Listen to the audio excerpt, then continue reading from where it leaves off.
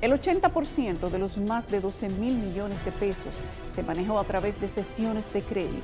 con la agravante de que en la totalidad de los casos, las personas y empresas beneficiarias de dichas deudas o cesiones son las mismas. O sea, coincide que aunque son expedientes distintos, los compradores de las deudas son exactamente los mismos. De los más de 14.100 millones de pesos comprometidos por el Estado en estos casos, las cesiones de crédito alcanzan alrededor de 10.000 millones repartidos en apenas 20 beneficiarios, de los cuales 4 de ellos reciben más de 8.500 millones de pesos.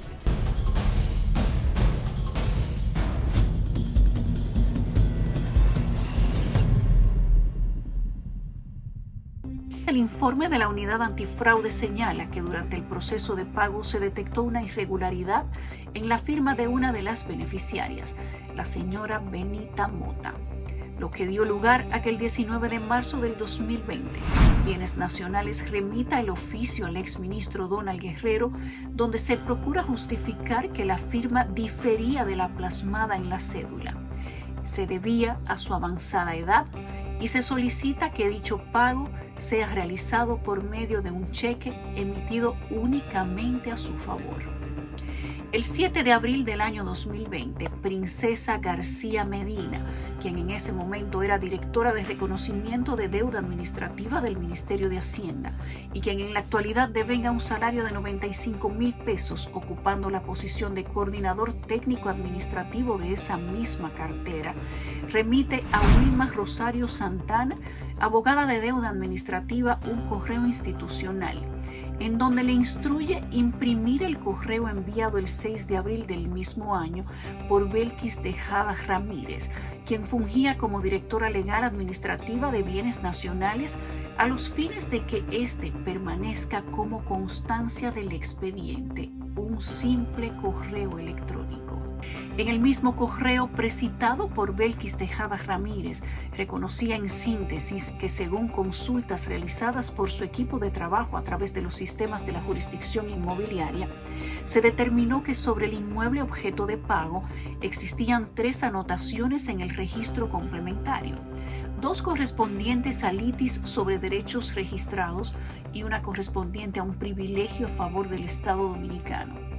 Además, en dicho correo se plantea que ya se habían solucionado mediante sentencias que reposan en el expediente 2 de las anotaciones y se había llegado a un acuerdo para indexar el valor del privilegio a favor del Estado dominicano y que fuera cobrado de los pagos a ser realizados. Evidentemente, en esta comunicación, Tejada Ramírez procuró justificar la falta de la correspondiente certificación de estatus jurídico del inmueble en el expediente, que es un requisito fundamental que debe cumplirse previo a la tramitación del pago. Así versa el informe de la Unidad Antifraude de la Contraloría. Tejada Ramírez no solo usurpó funciones que le han sido conferidas por ley a la función calificadora del registrador de título territorialmente competente, quien es la autoridad llamada a certificar el estatus jurídico de un inmueble según su registro complementario, sino que además obvia un sinnúmero de cargas y gravámenes que pesan sobre el derecho real que imposibilitan el pago realizado. No obstante esas observaciones, el 21 de abril del 2020, el ministro de Hacienda de turno, Donald Guerrero, instruye al entonces viceministro del Tesoro, Rafael Gómez Medina, y a la exdirectora de reconocimiento de deuda administrativa, Princesa García Medina, a registrar la orden de pago por 300 millones de pesos por concepto de abono al primer pago de ese acuerdo. Los investigadores establecen que en constante contradicción con el flujograma que debería seguir el expediente, en fecha 27 de abril del año 2020, con fecha de recibido el día 3 de octubre de ese mismo 2020, la Dirección General de Crédito Público emite un documento denominado Reporte de Expediente relativo a los sucesores de Jorge Mota, el cual señala fue revisado y analizado por Belkis Tejada Ramírez, exdirectora legal administrativa de Bienes Nacionales, y Rolando Méndez Morillo, agrimensor de deuda administrativa. En dicho reporte se plasman todos los datos relativos a la evaluación técnica jurídica de la documentación que reposa en el expediente, que contiene una nota al final que dice: según el agrimensor, existe una diferencia entre el monto calculado por las áreas de la titularidad y el acuerdo transaccional que se muestra. El monto que acoge y sustenta este análisis es de 633.305.914 pesos y se detalla lo siguiente: que el monto reclamado según acuerdo transaccional es de 645 millones y que el monto validado según cálculo en los títulos y sentencias es de 633 millones, para una diferencia de más de 12.500.000 pesos. También detalla que el 27 de abril del 2020 fue realizado el documento tipo plantilla por parte de la Dirección General de Crédito Público, firmado por Wilma Rosario, abogada de la División de Deuda Administrativa, donde se constató que no estaban, al momento de realizar el análisis, los siguientes documentos: certificación del estado jurídico de la parcela, plano catastral, copia de cédula de Jorge Mota, acta de defunción original de Jorge Mota, actas de nacimientos originales de ninguno de los sucesores, acta de matrimonio de Jorge Mota y Mercedes Telemín, copia de cédula de esta y la determinación de herederos, y declaración jurada mediante la que se autorizó al Ministerio de Hacienda a realizar transferencia a su cuenta bancaria y, una vez efectiva la transferencia, otorgar recibo de descargo y finiquito legal por los montos transferidos. O sea, que aprobaron un pago de tal magnitud sin tener ninguno de los documentos de rigor mínimamente requeridos para justificarlo. Conforme el reporte técnico jurídico y la plantilla de recepción documental, se comprobó que toda la documentación técnico-legal relativa al expediente fue revisada y evaluada por los técnicos de deuda pública del Ministerio de Hacienda. Unos 5 días después de la autorización de pago firmada por el ministro de Hacienda, con el agravante de que faltaban algunos documentos que eran considerados esenciales por la dirección legal, dentro de la que resalta la falta de una certificación de estatus jurídico emitida por el órgano competente de los planos catastrales aprobados por la Dirección de Mensura con la correcta individualización del inmueble en cuestión. En el informe se da a conocer que 3 pagos fueron registrados por Princesa Alexandra García Medina, quien en ese momento era directora de deuda administrativa. Sobre algunos libramientos no se encontraron registros. El informe concluye que sobre ese caso en particular se comprobó el pago irregular de derechos sobre la parcela expropiada en base a un acuerdo que excluyó a herederos y sobre la cual recaen diferentes procesos litigiosos, según estableció el Tribunal de Tierras de Higüey, situación que era de absoluto conocimiento de las instituciones firmantes y cuyo monto fue determinado con un avalúo carente de soportes.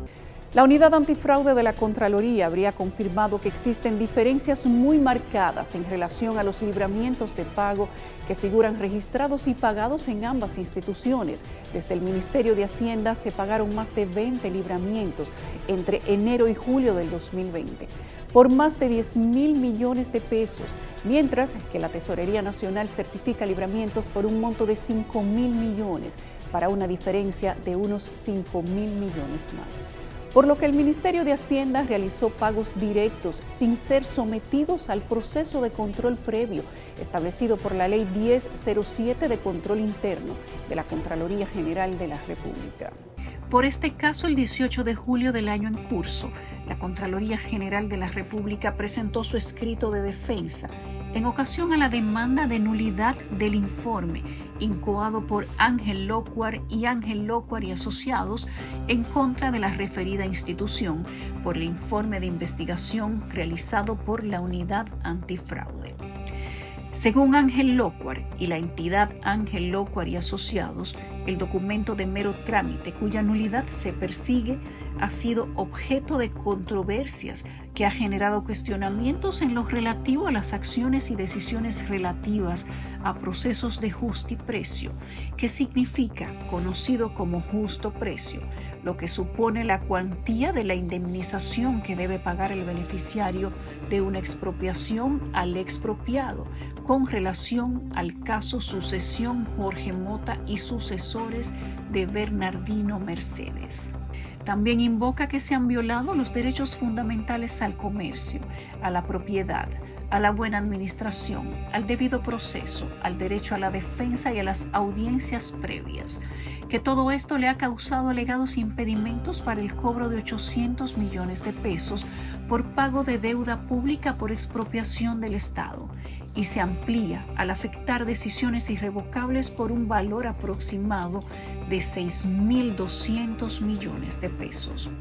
Conforme Ángel Lockhart y su empresa se han dado la tarea de incoar acciones ante el Tribunal Superior Administrativo a fin de que se desacredite un documento que califica a la Contraloría de mero trámite, que según su criterio les han ocasionado alegados perjuicios materiales y morales. En su escrito de defensa, la Contraloría establece que en primer término es importante aclarar que el informe que ha generado la presente acción en justicia y las demás que se encuentran en otras salas de ese Tribunal Superior Administrativo no es más que un documento de mero trámite. Es decir, que oficialmente el director de dicha fuerza de trabajo no lo remitió al despacho del Contralor y por ende Catalino Correa y Ciano no tramitó ni firmó el documento. En consecuencia, no se puede encasillar como un acto administrativo firme. El recurso de la especie trata sobre un documento interno y privado que constituye una investigación realizada por peritos de la Unidad de Antifraude de la Contraloría General de la República, que debía ser confidencial, que de manera arbitraria ha circulado y generado, según los recurrentes, situaciones jurídicas, por lo que buscan se declare la nulidad del referido documento de trámite y por vía de consecuencia en relación a pagos de expropiación. El documento legal establece que tampoco puede adjudicarse a un documento de mero trámite la paralización de unos pagos por conceptos de expropiación, pues el referido informe no contiene siquiera un dictamen o enjuiciamiento conclusivo sobre los referidos pagos. En esa sintonía, es absurdo que Ángel Lockhart comparta y establece, además, que el PEPCA ha tomado acciones en su contra en vista del documento de mero trámite, paralizando libramientos y realizando interrogatorios, responsabilizando a la Contraloría General de la República y a Catalino Correa y Ciano, Contralor General de la República. Aún dice cuando hemos establecido que el referido documento nunca fue remitido al despacho del Contralor para que éste emitiera formal acto administrativo. Catalino Correa y Ciano, ni en representación de la institución ni suya propia, ha suscrito o firmado el informe, por lo que es imposible perseguir la nulidad de un documento de trámite e investigación que no ha sido expuesto de manera oficial, por lo que el presente recurso se fundamenta en alegatos vacíos y superficiales. La relación principal con relación a la nulidad del informe que alega la parte recurrente es producto de la oposición a pagos que devino de una investigación realizada por la Procuraduría Especializada contra la Corrupción Administrativa, el PEPCA, por lo que se hace imperante su intervención en el presente proceso. Así las cosas, ante el escenario en que hoy los recurridos no han hecho uso del documento de mero trámite de que se trata, es pertinente que se acoja como buena y válida la intervención de la Procuraduría Especializada contra la Corrupción Administrativa PEPCA y se incluya en la sentencia a intervenir en el presente proceso. Así concluye el documento usado por el señor Lockhart, quien tiene demandados a todos los investigadores que trabajaron el caso de las expropiaciones. He visto la resolución del juez que se basa en un informe que ya se declaró falso por la Contraloría. Es una solicitud del mes de febrero para pedir cuentas, investigar cuentas de toda la gente que recibieron pagos del gobierno anterior por causa de expropiación. Mis clientes, mi labor es de abogado exclusivamente, yo no conocía a nadie. El caso de los sucesores de Jorge Mota ya está contado, pero está el caso de los sucesores de Rafael Gatón, ubicado en la parcela número 20 dentro del Parque Nacional Cotubanamá. Sobre este caso en particular se comprobó el pago irregular de derechos sobre la parcela expropiada en base a un acuerdo que excluyó a herederos, presentándose para el expediente de pago certificación de estatus jurídico de inmueble que datan de más de 14 años de emisión, comprobándose la existencia de oposiciones y litis inexistentes en el registro complementario de la parcela. En ese mismo orden se comprobó que fueron efectuados pagos a individuos cuya calidad de herederos no estuvo legalmente acreditada por un órgano competente, así como el monto pagado se efectuó modificando el avalúo para sobrevaluar el precio por metro. En los archivos de la Dirección General de Bienes Nacionales existe un avalúo del 1 de mayo del 2019 a nombre de Rafael María Gatón, fallecido, donde se evaluó la cantidad de más de 25 millones de metros cuadrados por valor unitario de 10 pesos por metro, para un total de 258 millones, situación que a todas luces revela una infundada sobrevaluación del precio establecido por avalúo oficial realizado meses antes sobre el mismo inmueble, que le dio valor de nada más y nada menos de 250 pesos el metro, por lo que pagó al menos 1.500 millones de pesos. Llama a suspicacia el hecho de que dicho pago se realizó sin que el expediente haya cumplido y culminado la evaluación técnico-legal y sin la existencia de un instrumento jurídico emanado por la autoridad. Gracias por llegar hasta el final de esta entrega. Recuerden que pueden hacernos llegar sus denuncias por las vías de comunicación que tenemos habilitadas para ustedes. Que tengan buenas noches. Nos vemos en la próxima.